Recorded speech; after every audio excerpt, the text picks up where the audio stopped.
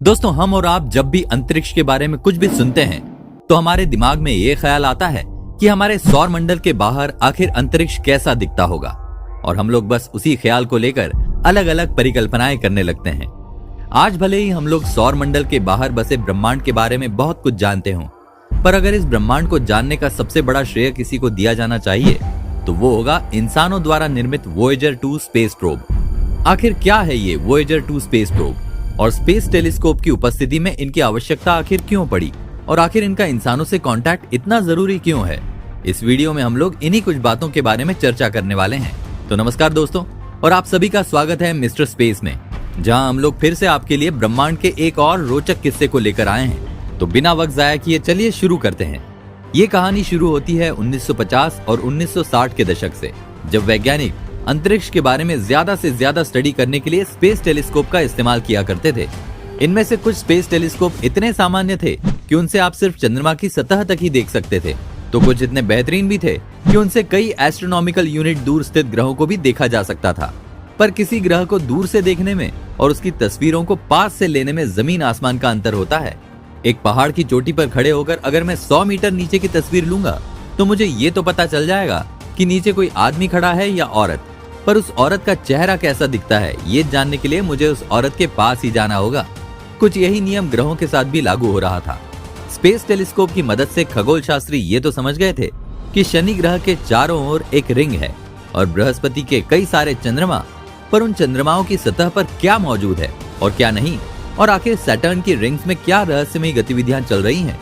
इन सभी बातों को समझने के लिए हम इंसानों को भी पास से ही उन ग्रहों की तस्वीरें लेनी थी, और बस इसी जरूरत से इस विचार का जन्म हुआ कि हमें किसी ऐसे स्पेस प्रोब को बनाना चाहिए जो धरती से लॉन्च होकर अंतरिक्ष में निरंतर घूमता रहे और हम इंसानों तक सारा डेटा भेजता रहे। इसी परिकल्पना ने जब ज्यादा हवा पकड़ी तो नासा ने 1970 से 1972 के बीच इस पर काफी विचार किया और अंततः ये तय किया कि वो एक ऐसा स्पेस प्रोब स्पेस में भेजेंगे जो आउटर स्पेस से लेकर इंटरस्टेलर स्पेस तक ट्रैवल करते हुए हमें सभी कॉस्मिक ऑब्जेक्ट्स की एक क्लोज पिक्चर खींचकर भेजेगा। और बाद में इसी प्रोजेक्ट को नाम दिया गया द वोयेजर प्रोजेक्ट। हालांकि जब बाद में इस विषय पर और ज्यादा गंभीरता से सोचा गया तो ये फैसला लिया गया कि ये कॉस्मोस इतना बड़ा है कि इसको सिर्फ एक स्पेस प्रोब से एक्सप्लोर कर जाना इम्पॉसिबल है। तो इसी वजह से हम लोग एक की जगह 2 स्पेस प्रोब अब अंतरिक्ष में भेजेंगे, और इसी के चलते द वोयेजर प्रोजेक्ट के अंडर अब 2 स्पेस प्रोब को बनाने का काम शुरू कर दिया गया। एक था वोयेजर 1 और दूसरा वोयेजर 2। डेवलपमेंट का काम शुरू हुआ और 20 अगस्त 1977 के दिन लगभग दोपहर के 2:30 बजे वोयेजर 2 स्पेस प्रोब को धरती से लॉन्च करके अंतरिक्ष में भेज दिया गया। इसी के लगभग 15 दिन बाद 5 सितंबर 1977 के दिन वोयेजर 1 को भी अंतरिक्ष की यात्रा करने के लिए भेज दिया गया था। दोनों अपने अपने रास्ते चले गए और दोनों ने ही विज्ञान के क्षेत्र में काफी योगदान दिया। अब वोयेजर 1 के बारे में हम लोग कभी किसी और वीडियो में बात करेंगे, पर आज चर्चा करते हैं वोयेजर 2 के जीवन की। 9 जुलाई 1979 को धरती से लगभग 794 मिलियन किलोमीटर की दूरी तय करने के बाद वोयेजर 2 जुपिटर के पास से गुजरा, और गुजरने के इस छोटे से वक्त में ही इसने इंसानों तक इतनी सारी हैरत अंगेज इमेजेस भेजी जिनसे बृहस्पति के प्रति हमारी सारी संभावनाएं ही बदल गई।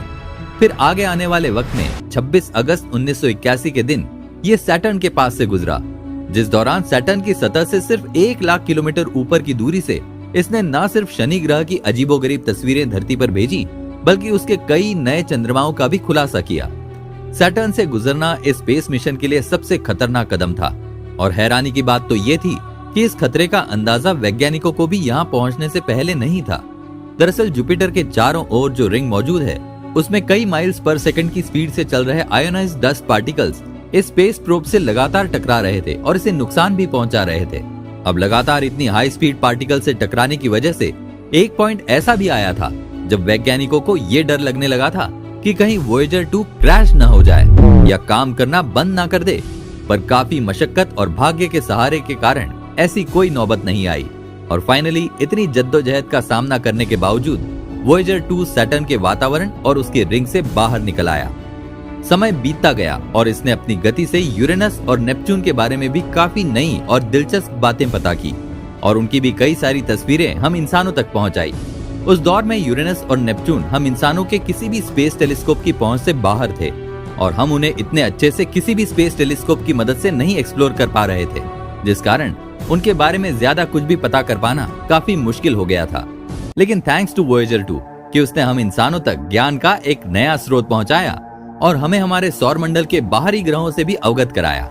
वैसे तो वैज्ञानिकों ने सिर्फ यही सोचा था कि वो वोयेजर स्पेस प्रोब्स का इस्तेमाल केवल आउटर सोलर सिस्टम और आउटर स्पेस को एक्सप्लोर करने के लिए करेंगे, लेकिन इतनी सारी इंफॉर्मेशन देने के बावजूद उन दोनों ने अपनी यात्राएं खत्म नहीं की और उससे भी आगे बढ़ने लगे, जिसके बाद से वैज्ञानिकों ने 4 अक्टूबर 1989 के बाद की वोयेजर 2 की यात्रा को इंटरस्टेलर मिशन का नाम दिया, जिसके तहत ये स्पेस प्रोब इंसानों को न जाने कितनी बहुमूल्य जानकारियां भेज रहा है।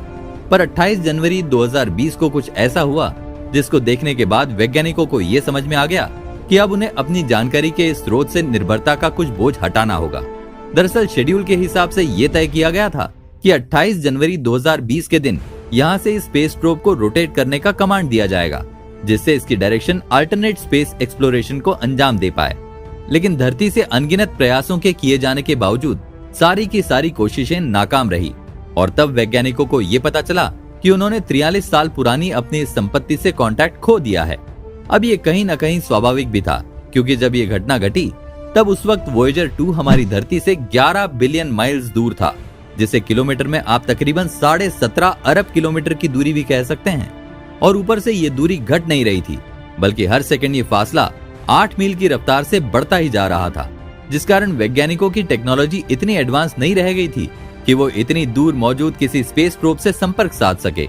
ये तो कंफर्म हो चुका था कि वोयेजर तो अभी भी चल रहा है, पर शुरुआती तौर पर उससे संपर्क टूट जाना कहीं न कहीं आगे आने वाले समय में पूरी तरह से हमें उससे डिस्कनेक्ट कर सकता था। और ऐसी संभावना को रोकने के लिए वैज्ञानिकों ने एक ऐसी सैटेलाइट डिश को बनाने का काम शुरू किया जिसकी फ्रीक्वेंसी इतनी ज्यादा होगी कि वो कम से कम 5 साल तक इस स्पेस प्रोब का सिग्नल रिसीव कर सके। यूं तो ये पूरे नासा के लिए एक जुए के बराबर था, जिसमें वो जीतेंगे या नहीं इसका कोई अता पता नहीं था। लेकिन उनके पास अपनी सालों की मेहनत को इतनी आसानी से खोने का ऑप्शन भी नहीं मौजूद था, जिस वजह से खतरे का अंदाजा होते हुए भी उन्होंने अपनी इस अनिश्चित प्रोजेक्ट को आगे बढ़ाया।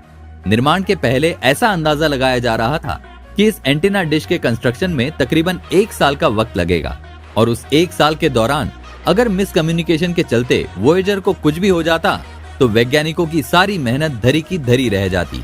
इसी वजह से मामले की गंभीरता को और ज्यादा समझते हुए वैज्ञानिकों ने अपना सारा काम धाम छोड़कर ज्यादा से ज्यादा इसी एंटीना की बनावट पर फोकस किया और इसे हर हाल में नवंबर तक निपटा दिया।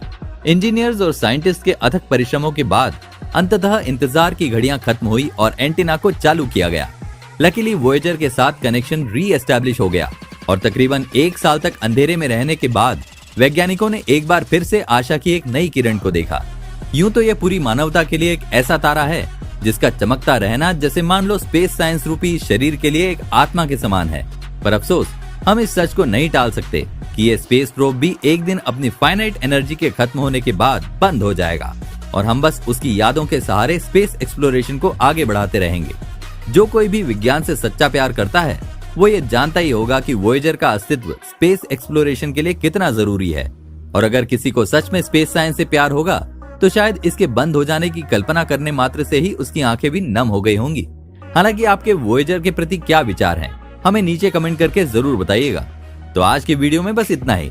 उम्मीद है आपको ये वीडियो पसंद आई होगी। यदि आपको पसंद आई है तो इसे लाइक जरूर कीजिएगा और इस इन्फॉर्मेशन को अपने दोस्तों के साथ शेयर भी जरूर कीजिएगा। इसी तरह की और रोचक जानकारी के लिए हमारे चैनल को सब्सक्राइब करें। तो मिलते हैं दोस्तों अगले वीडियो में, तब तक के लिए धन्यवाद।